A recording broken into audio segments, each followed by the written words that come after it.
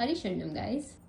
क्या आपने कभी सोचा है कि ओसीडी सिर्फ आपको ही नहीं बल्कि आपके पूरे जीवन को प्रभावित करता है? और क्या हो अगर भगवान कहें कि जब तुम मेरे बताए हुए मार्ग पर चलोगे तो तुम अकेले नहीं चलोगे, मेरी पूरी दिव्य व्यवस्था भी तुम्हारे साथ होगी। देखिए, यज्ञों के द्वारा प्रसन्न होकर देवता तुम में भी प्रसन्न करेंगे और इस तरह मनुष्य तथा देवताओं के मध्य सहयोग से सबों को संपन्नता प्राप्त होगी। देखिए, अब तक चैप्टर 3 में हमने क्या क्या सीखा है कि थॉट्स आना प्रकृति का स्वभाव है, मेंटल कंपल्शंस को हमें पहचाननी है, अर्ज के अनुसार नहीं सही कर्म करना है, नियत कर्म करना है, भगवान की प्रसन्नता के लिए करना है और हर कर्म भगवान को समर्पित करना है।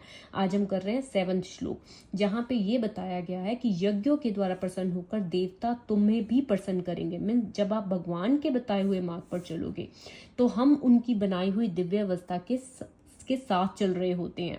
मनुष्य और देवताओं के मध्य सहयोग का क्या मतलब है कि देखिए, इसका सरल मीनिंग ये है कि हमारा काम है भगवान के बताए हुए मार्ग पर चलना। भगवान की बनाई हुई दिव्य व्यवस्था हमारे सही प्रयासों के साथ खड़ी होती है। धीरे धीरे हमें धैर्य मिलता है, सही दिशा मिलती है और कर्तव्य पर टिके रहने की शक्ति मिलती है। देखिए, मनुष्य और देवताओं का सहयोग क्या है? जब हम भगवान के बताए हुए रास्ते पे चलेंगे तो भगवान की जितनी भी शक्तियां हैं देवताओं के रूप में, वो भी हमें सहयोग करेगी और उस सहयोग से क्या होगा, सबको संपन्नता प्राप्त होगी। जब आप अपनी ड्यूटीज अच्छे से करेंगे तो केवल आप खुश नहीं होंगे, आपका परिवार भी खुश होगा। देखिए, अब जैसे रिलीजियस ओसीडी का एग्जाम्पल लें तो आपने सुबह श्रद्धा एक बार से पूजा कर ली, फिर थॉट आया एक बार पूजा और कर लो, भगवान नाराज हो जाएंगे। अब बार बार आप रिचुअल कर रहे हैं तो आप ओसीडी के साथ चल रहे हैं। लेकिन अगर आप कहें मैंने श्रद्धा से पूजा कर ली, अब मैं अपना काम, परिवार, जिम्मेदारियां जो भी है वो करूंगी और भगवान को समर्पित करूंगी, तो आप क्या कर रहे हैं? अब भगवान के बताए हुए मार्ग पर चल रहे हैं। और धीरे धीरे यही मार्ग क्या लेके आएगा? आपके जीवन में खुशियां, प्रसन्नता लेकर आएगा। क्यों? क्योंकि आप भगवान के बताए हुए मार्ग पर चल रहे हैं।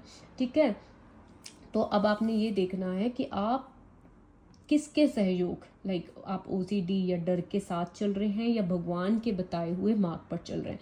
क्योंकि भगवान ने साफ साफ बोला है कि अगर आप भगवान के बताए हुए मार्ग पर चलेंगे तो जो भगवान ने जो सृष्टि की रचना की हुई है, देवता, वो भी आपको सहयोग करेंगे।